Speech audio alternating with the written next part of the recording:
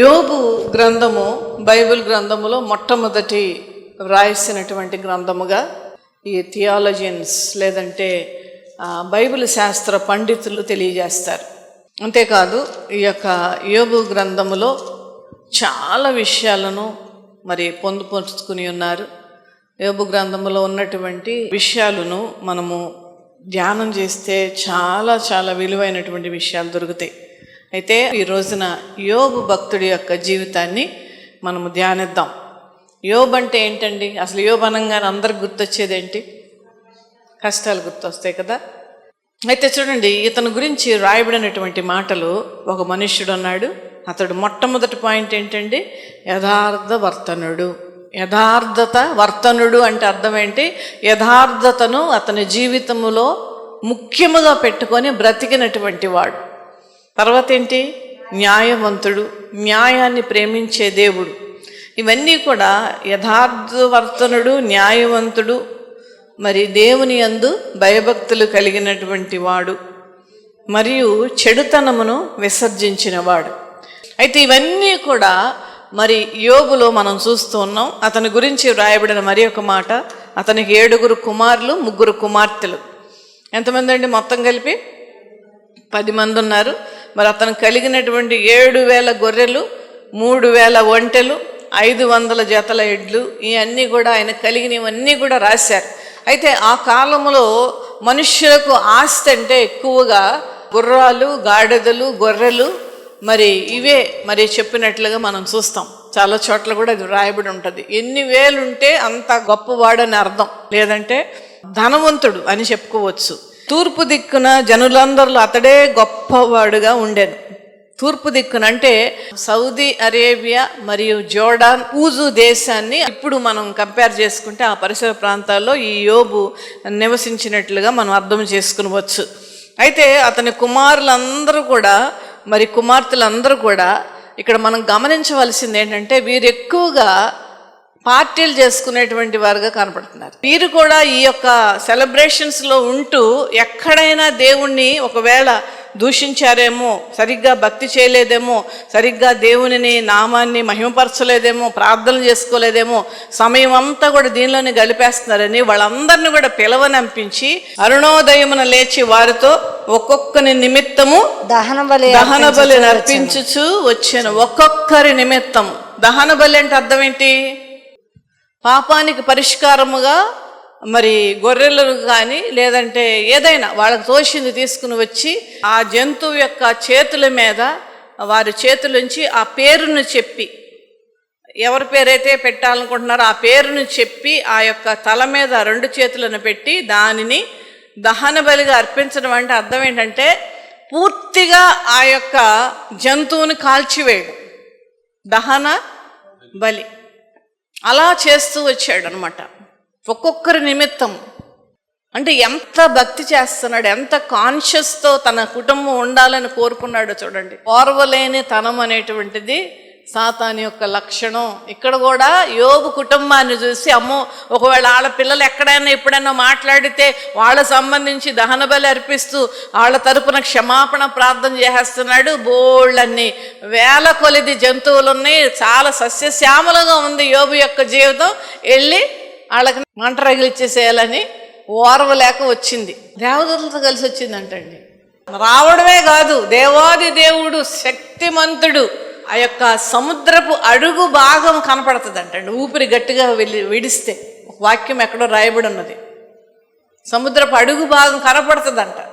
అంత శక్తిమంతుడైన దేవుని ముందుకు వెళ్ళి దేవునితో మాట్లాడేటువంటి సాహసం చేసింది. దేవుడు అపవాదితో మాట్లాడుతున్నాడు. ఎవరి గురించి మాట్లాడుతున్నాడు? యోబు గురించి మాట్లాడుతున్నాడు. యోబు గురించి తండ్రి అయినటువంటి దేవుడు, సర్వశక్తిమంతుడు, సృష్టికర్త అయిన దేవుడు యోబు గురించి సాక్ష్యం ఇస్తున్నాడండి. ఎంత అద్భుతం అండి! నా సేవకుడిని చూసావా అంటే దేవుడు ఇక్కడ గర్వపడుతున్నాడు. తన కుమారుడైనటువంటి యోబు నిమిత్తము గర్వపడుతున్నాడు. మనందరి విషయాలలో కూడా దేవుడు మనలను చూచి గర్వపడే విధముగా మన జీవితం ఉండాలి. ఇక్కడ దేవుడు గర్వపడుతూ, నా యొక్క సేవకుడిని చూసావా అని చూపిస్తున్నాడు. చూపించి దేవుడు మాట్లాడుతూ ఆ యొక్క యోబు గురించి సాక్ష్యం ఇస్తున్నాడు. యథార్థవర్తనుడు, దేవుని యందు భయభక్తులు కలిగినటువంటి వాడు, న్యాయవంతుడు, మళ్ళా చెడుతనమును విసర్జించిన వాడు. అక్కడ పైన ఏమి రాయబడిందో అదే మాటలు దేవుడు చెప్తూ ఉన్నాడు యోబు గురించి. 5 భయంకరమైనటువంటి న్యూక్లియర్ బాంబులను ఈ యోబు జీవితంలో వేశాడు అపవాది. మొట్టమొదట ఏం జరిగింది? అతనికి ఉన్నటువంటి గాడిదల మీద అటాక్ అయింది. గాడిదలను మేస్తున్నటువంటి పనివాడు మాత్రమే తప్పించుకొని వచ్చాడు. ఆ తర్వాత ఏమైంది? గొర్రెలను, దాని మీద అటాక్ జరిగింది. ఆ గొర్రెలను కాస్తున్నటువంటి పనివాడు మాత్రమే. నేను అనుకుంటాను ఈ సాతానుడు ఈ గొర్రెలను కాసేవాడిని, మరి ఒంటెలను కాసేవాడిని, మరి గాడిదలను కాసేటువంటి వాడి యొక్క పనివారిని మాత్రమే ఎందుకు ఉంచి ఉంటాడండి? మరి వచ్చి ఒకదానికొకటి ఇంజక్షన్లు ఇవ్వాలి ఇక్కడ యోబుకి, ఇవ్వాలి కదండి. అందుకని వాళ్ళని ఉంచాడు కదా. ఆ పనివాడు మాత్రమే ఉన్నాడు, అయితే వాళ్ళందరూ కూడా వెళ్ళిపోయినాయి. అన్నీ కూడా ఉన్నాయన్నీ కూడా 4 వెళ్ళిపోవడమే కాకుండా మళ్ళీ యథావిధిగా, ఇందాక నేను చెప్పాను కదా పార్టీ అని, మళ్ళీ పార్టీలు చేసుకుంటున్నారు కొడుకులను కూతుర్లు. చేసుకుంటుంటే ఆ ఇంటిలో 4 మూలల స్తంభాలట కూలిపోయి అందరూ చచ్చిపోయారు ఒకేసారి. యోబు యొక్క పెద్దన్నయ్య వాళ్ళ ఇంట్లో ఉన్నారు. సాతాను చూసారండి ఎంత శక్తి ఉన్నదో. చాలా జాగ్రత్తగా ఉండాలి దేవుని బిడ్డలారా. మరింతగా ఉంటుంది, ఇప్పుడు విజృంభించేస్తుంది, చెలరేగిపోతుంది. ఎవరిని మృంగుదునా అని జాగ్రత్త. కూరల్లో మీరు పడవద్దు దయచేసి. లోకం కొట్టుకుపోతున్నట్టు కొట్టుకుపోవద్దు. ఇంకా నేను చిచ్చి నా జీవితం మారాలనేట ఒక నిర్ణయాన్ని మనం రావాలి. ఎక్కువ ప్రార్థనలో ఉండాలి, ఎక్కువగా వాక్యాలు చదవాలి. అన్నీ జరిగిపోయినాయి. జరిగిపోయిన తర్వాత ఇంకేం జరిగిందండి? అప్పుడు యోబు లేచి తన పై వస్త్రమును చింపుకొని తల వెంట్రుకలు గొరిగించుకొని నేల మీద సాష్టాంగపడి నమస్కారం చేసి ఇట్లనెను, నేను నా తల్లి గర్భంలో నుండి దిగంబరునై వచ్చి తిని దిగంబరునై అక్కడికి తిరిగి వెళ్ళిదను. యెహోవా ఇచ్చెను, యెహోవా తీసుకొని పోయెను, యెహోవా నామమునకు స్తుతి కలుగును గాక. అనగలరండి ఈ మాట? మరి భక్తి అంటే అదే, మరి అనాలి. యెహోవా ఇచ్చాడు. మా ఇంట్లో ఇదివరకు అద్దెకుండేటువంటి ఆమె ఒక మాట అనేది, ఏమంటే అమ్మ ఇప్పుడు 4 చీరలంటే ఎవరు ఆగట్లే అంటే గర్వం. ఇంతకీ చెప్పొచ్చేది ఏంటంటే గర్వం. అసలు మనుషులకు గర్వం ఎందుకండి?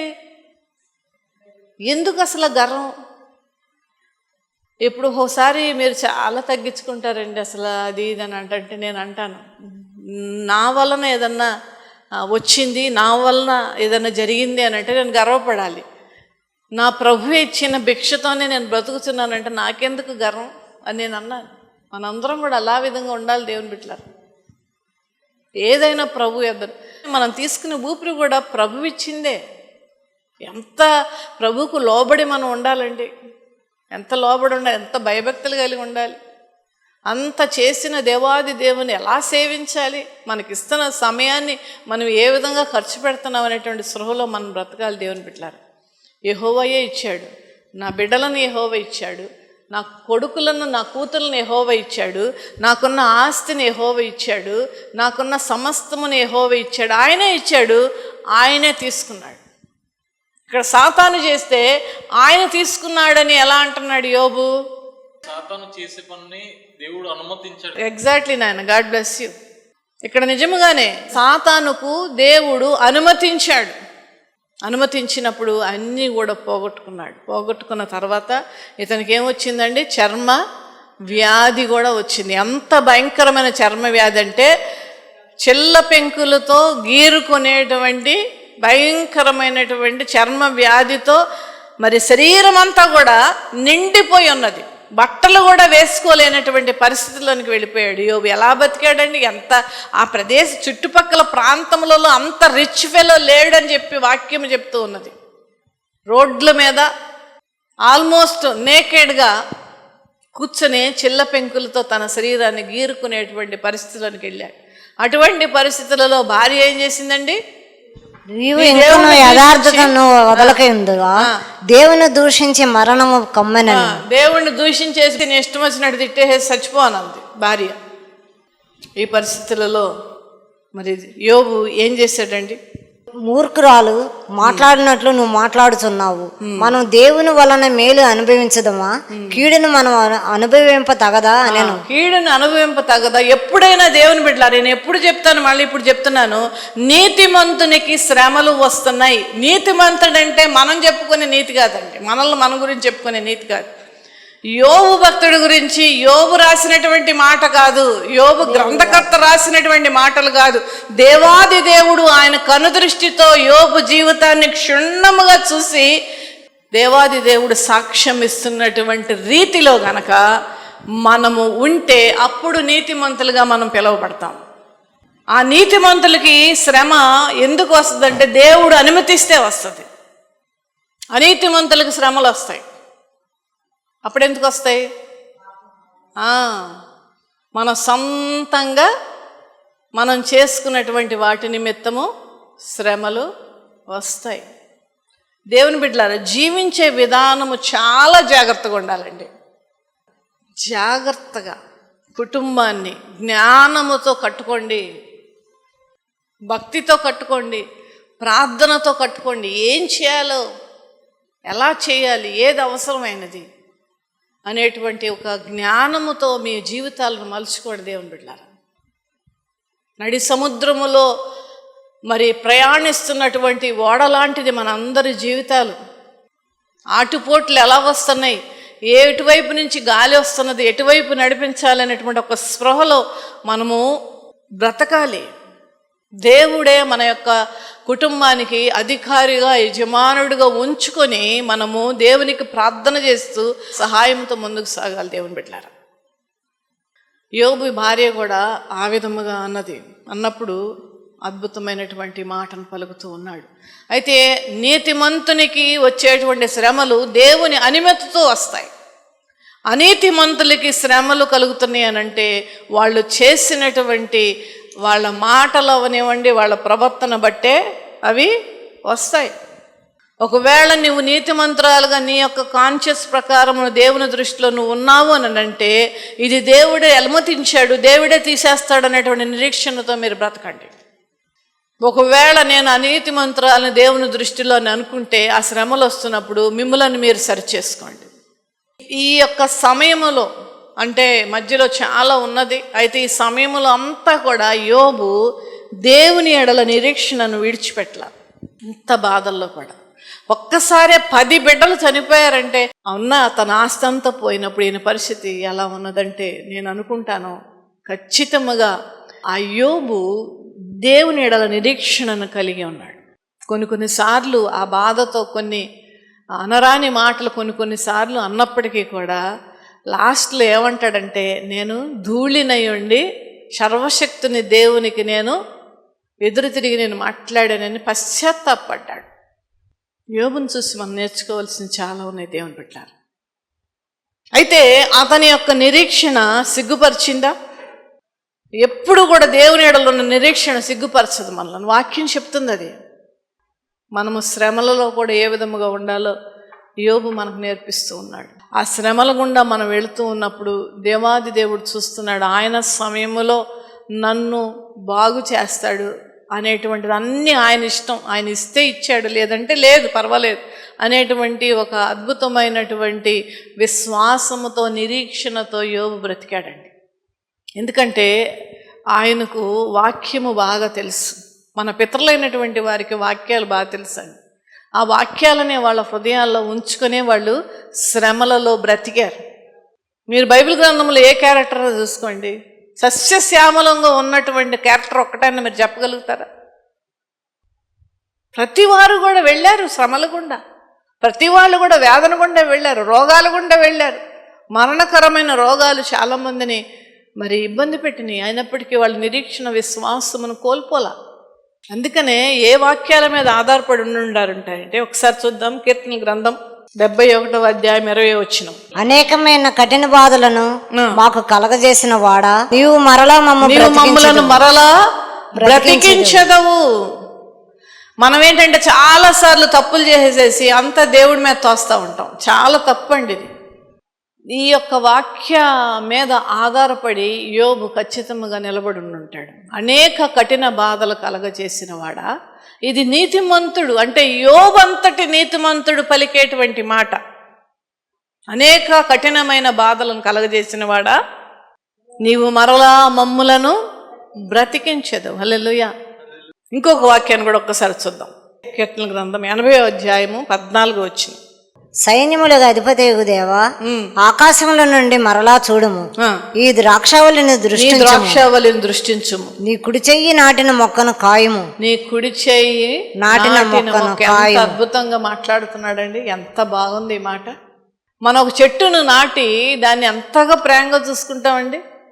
చెట్ల మీదే మనకు అంత ప్రేమ ఉంటే, నన్ను నాటిన వాడు నా దేవుడు అనేటువంటి ఒక స్పృహతో మనం జీవించాలి. దేవుని బిడ్డలారా, నీవు నాటిన మొక్కను కాయుము. సాతాను విజృంభించేస్తుంది ప్రభువా, సాతాను చెలరేగిపోతుంది ప్రభువా, నువ్వు కాయ్యా, నువ్వు నాటిన మొక్కను. నీ కొరకు నీవు ఏర్పరచుకున్న కొమ్మను కాయము. కొమ్మను కాయము. అది అగ్ని చేత కాల్చబడి ఉన్నది, నరకబడి ఉన్నది. నీ కోపదృష్టి వలన జనులు నశించుచున్నారు. నీ కుడి చేతి మనుషునికి తోడుగాను, నీ కొరకై నువ్వు ఏర్పరచుకుని నరునికి తోడుగాను నీ బాహుబలమునుగాక. ఈ నరులు అయినటువంటి మేమందరము కూడా నీ బిడలమే అయ్యా, నీ చేత్తో నాటిన మొక్కలమయ్యా. ఈ రోజున ఆ మొక్కలు కొమ్మలు నరకబడి ఉన్నాయి, అగ్నితో కాల్చివేయబడుచు ఉన్నాయి. మరలా ఒక్కసారి దృష్టించయ్యా ఈ మొక్క మీద. ఎంత అద్భుతమైన ప్రార్థన అండి. ఈ ప్రార్థన యోబు ఖచ్చితంగా చేసి ఉండుంటాడు. మరలా అనండి మీరు అందరూ మాట. మరలా మనమందరము కూడా ఏదన్నా పోగొట్టుకున్నా దేవుడు మరలా అనుగ్రహించేటువంటి దేవుడు. God always gives a second chance. Hallelujah. మరలా రెండవ అవకాశము దేవుడు ఇస్తాడు. హల్లెలూయా. నువ్వు పోగొట్టుకున్నటువంటివన్నీ ఈరోజు నా బాధపడుతున్నావు దాని గురించి. యోబు వలె నువ్వు నిరీక్షణ, యోబు వలె ఆయన యందు విశ్వాసము. అయ్యా ప్రార్థన చేస్తూ, అయ్యా నీ చేతితో నాటిన, నీ కుడి చేతితో నాటిన నీ మొక్కను నువ్వు కాయ్యా. నరకబడినటువంటి ఆ కొమ్మలను మరలా మొలకెత్తనియ్యా. కాల్చబడినటువంటి ఆ మొక్కలను మరలా చిగురింప చేయమయ్యా. నీ బాహుబలం మాకు తోడుండునుగాక. హల్లెలూయా అని ప్రార్థన చేసి ఉండుంటాడు యోబు. జకర్యా 9వ అధ్యాయము 12వ వచనం. బంధకములలో పడి ఉండి నిరీక్షణ గలవారులారా, ఈ కోటను మరలా ప్రవేశించు. బంధకములో పడి ఉన్నాడు యోబు. బంధకాలలో పడి ఉన్నా ఏమి కలిగి ఉన్నాడు?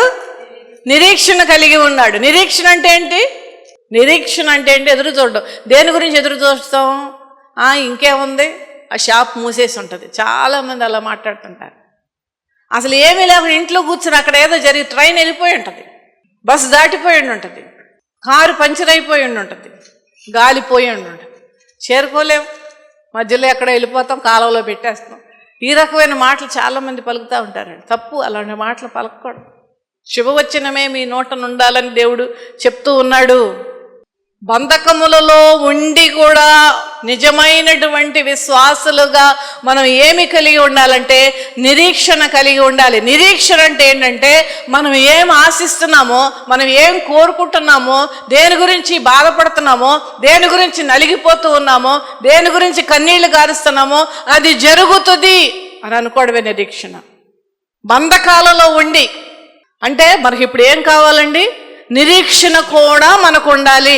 బంధకాల్లో పడి ఉండి నిరీక్షణ కలిగినటువంటి వారముగా మనం ఉంటే నీ కోటను మరలా, కూలిపోయినటువంటి ఆ కోట కింద 10 మంది పిల్లలు శవాలై ఉన్నారు. ఆ కోటలో మరలా ప్రవేశించు. ఆ కోట మరలా దేవుడు ఇచ్చేటువంటిది, తయారు చేసినటువంటిది, సిద్ధపరిచినటువంటిది. దానికి ఒక ఉదాహరణగా సిటీస్లో అయితే మొత్తం మనకి అపార్ట్మెంట్ కట్టేసేసి ఫర్నిచర్ కూడా పెట్టేసేసి అమ్మేటువంటి ఇళ్ళు ఉన్నాయి. జస్ట్ మనం సూట్ కేసు తీసుకుని వెళ్ళటమే. అదే విధముగా దేవుడు మన కొరకు సిద్ధపరిచినటువంటి ఆ స్థలంలో మరలా మళ్ళా చెప్తున్నాను, our God is a God of second chance. Hallelujah. మళ్ళా అవకాశం ఇస్తాడు దేవుడు. ఇచ్చినప్పుడు మనకు కలిగి ఉండవలసింది ఏంటంటే నిరీక్షణ. మరలా ప్రవేశించడి. రెండంతలుగా మీకు మేలు చేసేదనని నేడు నేను మీకు తెలియచేయుచున్నాను. రెండంతల మేలు నేను చేస్తానని దేవుడు వాగ్దానం చేస్తున్నాడు. యోబు ఈ యొక్క వాగ్దానాల మీద నిలబడ్డాడు, బాధను అనుభవిస్తూ, పిల్లలు పోయారనేటువంటి చింతతో అనుభవిస్తూ. రెండంతల మేలు దేవుడిచ్చాడా లేదండి? యోబు గ్రంథం 42:10. మరియు యోబు తన స్నేహితుల నిమిత్తం ప్రార్థన చేసినప్పుడు యెహోవా తన క్షేమస్థితిని మరలా అతనికి దయచేసెను. ఆ క్షేమస్థితి ఏంటి? ఆయనకి వేవేల మంది గొర్రెలున్నాయి, గాడిదలున్నాయి, ఒంటెలున్నాయి, పిల్లలు ఉన్నారు, ఆస్తి ఉంది, ఐశ్వర్యం ఉంది, అన్నీ ఉన్నాయి.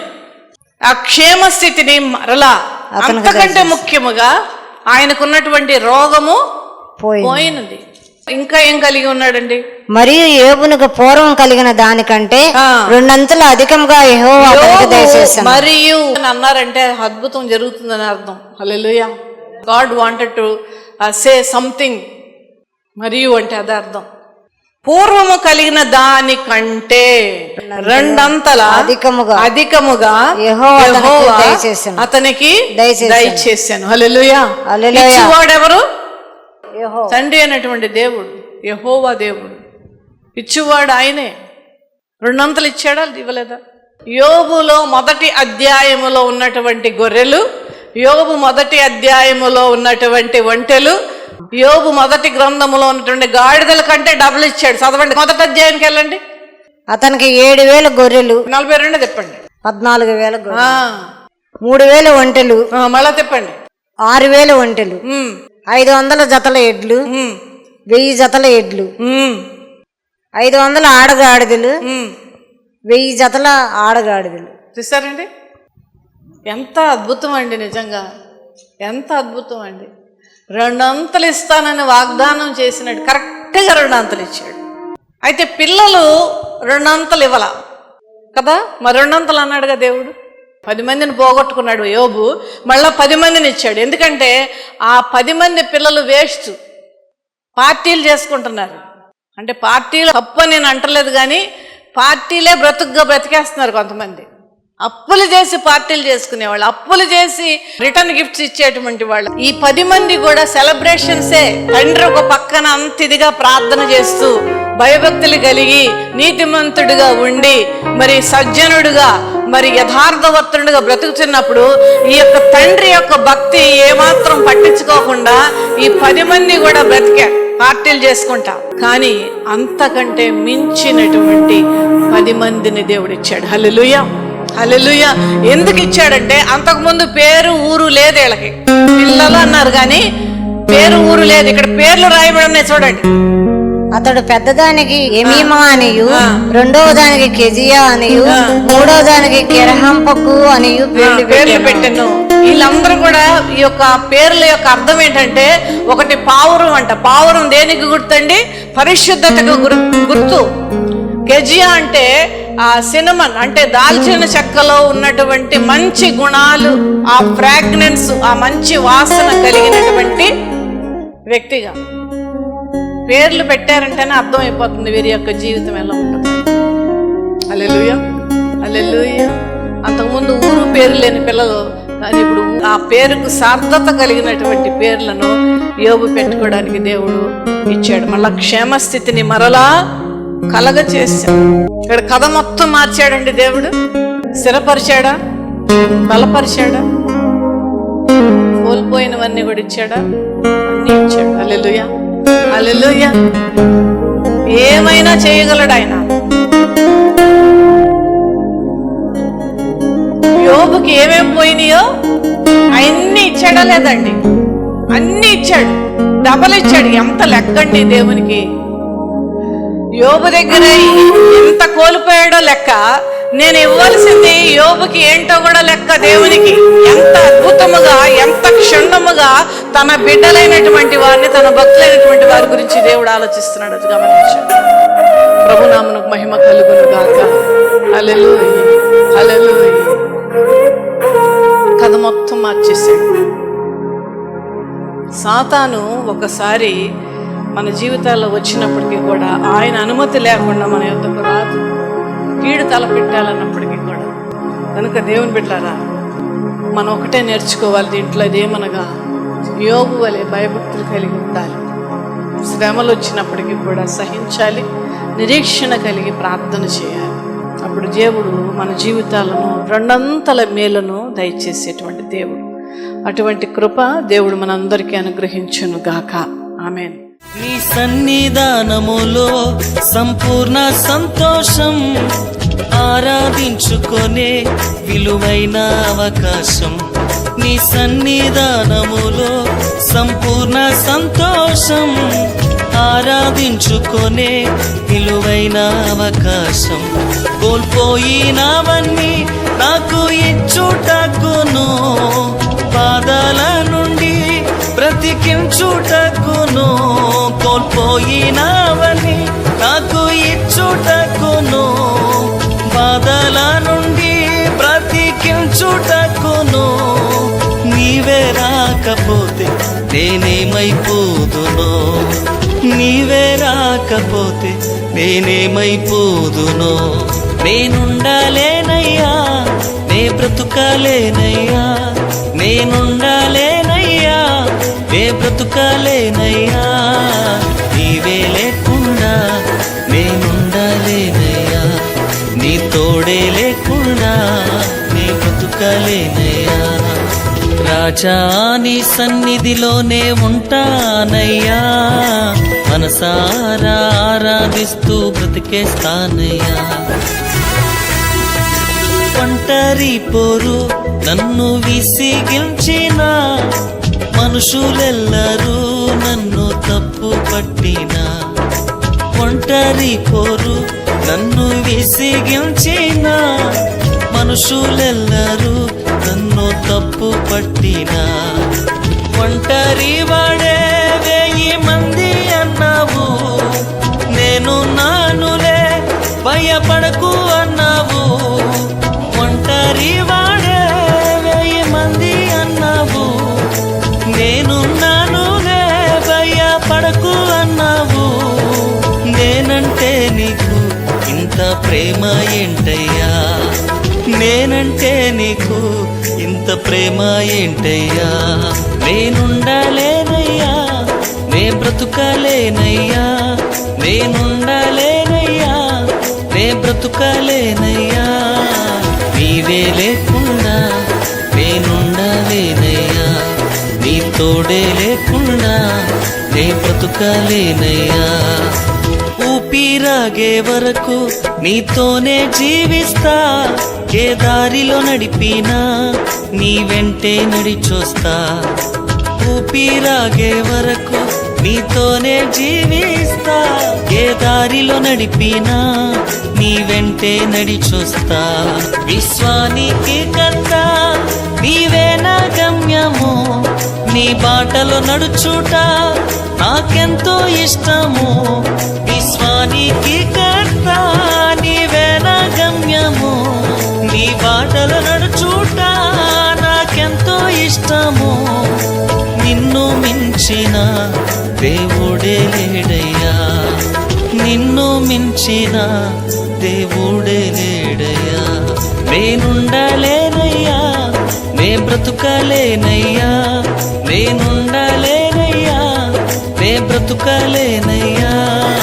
నీవే లేకుండా నేనుండాలేనయ్యా, నీ తోడే లేకుండా నే బ్రతుకాలేనయ్యా. నీవే లేకుండా నేనుండాలేనయ్యా, నీ తోడే లేకుండా నే బ్రతుకాలేనయ్యా.